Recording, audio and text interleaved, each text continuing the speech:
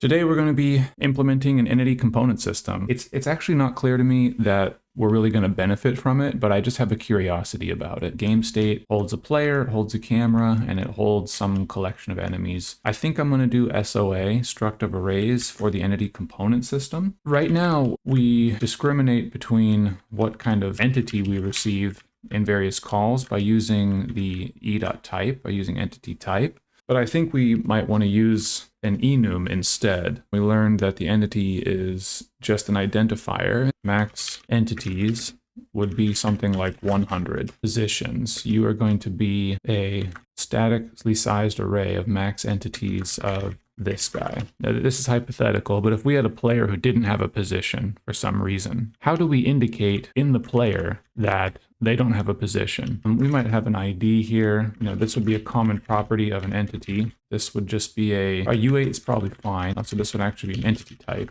Player is 0. I can't actually build this and test it because I'm duplicating names here. I'd probably just do this. To my point that I was making earlier, right? So let's say we have a base entity with an ID, then we have a player who is an entity, and the ID is .player. How do we indicate that a player doesn't have a position? Well, we could say something like this.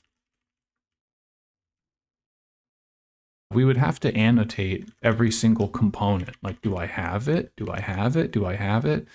An alternative would be something like has is a bool, and then prop or something like that is a t. And then we could do like something like this.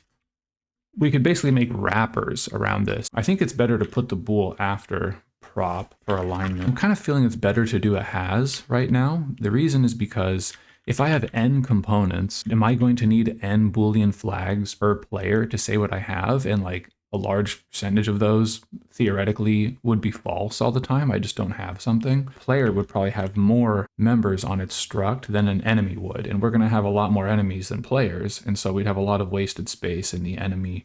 So maybe we'll just stick with has. Facing max entities has a cooldown. Excuse me, this is, what am I talking about? This is totally wrong. Cooldown. This is a max entities has cooldown.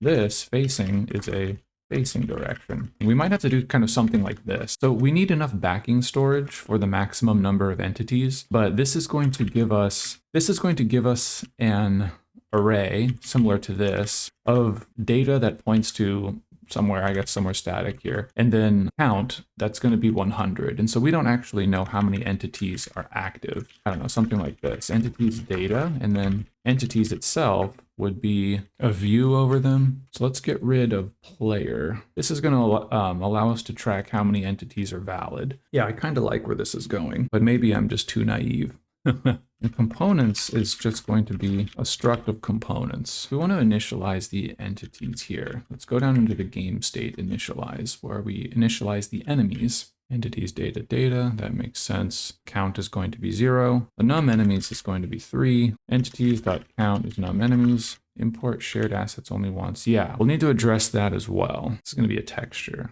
I can already see in here we do want to have a create function because for a specific type of entity, we need to go into the components and we need to set at the specific index, we need to set that it has something, has something, has something. Speaking of index, the entity needs to track its index. The assumption I'm making right now is that the entity index in the collection of entities doubles as the index into the components. Every time we reshuffle the position of an entity, we also shuffle the data here. Tile set. I have added tile sets here. So we're just going to duplicate the tile set still. So here's where we actually set everything in the components. We loaded the asset. Now we need to store everything in the components. Well, the index is going to be this IT guy here. GS components positions at it. Position is going to be default initialized to 0, 0. That is fine. We'll leave it as so. GS entities at it.id is going to be just array, I think. Facing it is down. GS components cooldown. It is, okay, these are actually wraps, right? These are hases. So for a has, we have a property, then we have a bool. And this is, we have this. Facing down and true. ID is this. So a cooldown is going to be this guy, and then we have true, and then GS components tile set it is going to be a yes and true. Does it build? Too many arguments. Yeah, all right. Well, I think we're going to have to migrate the player as well. We're just going to big bang this feature and see what happens.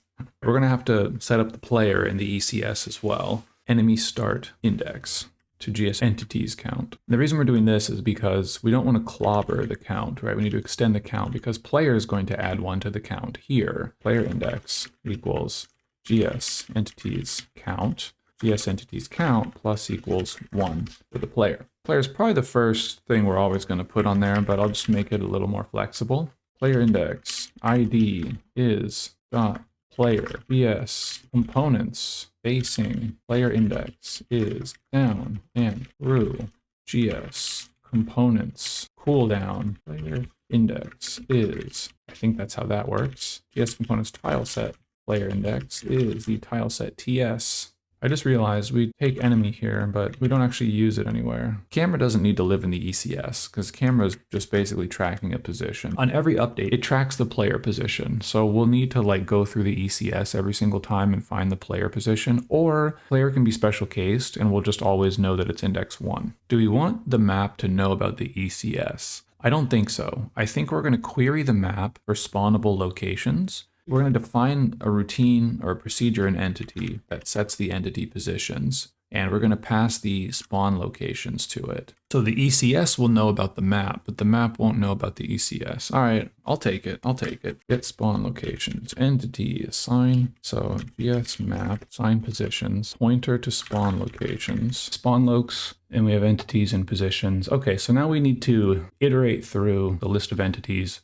And then we filter on the entities, right? So we need to make sure that the entity is either a player, or in my case, it's a ghost or an enemy. And then we also need to make sure that the positions, that we declare that it has a position. And if it is both a type we want to set a position on and it has a position, then we go into spawn lokes and we take the position. Entities, let's see. So we're going to get a view here that comes with a count. That's going to bound the iteration. Since we're assigning positions, we're not actually adding entities to the collection. Yeah, we can just get rid of this. So in these entities, first we need to actually check the entity itself. If the entity is not something we can assign a position to, we skip. So if it's not a player or array, if it is a player or array, then we check positions. If it does not have a position, then we continue. That's the position update for all of the entities. So it can move to pause. Yeah, so here we check for entity collisions. We check the position against the map. If we can't move there, then we just return false. Otherwise, we check the position against all the entities. So the nice thing about the ECS is that initially I just do these hard-coded checks against specific entity types. But now we don't even need to do much querying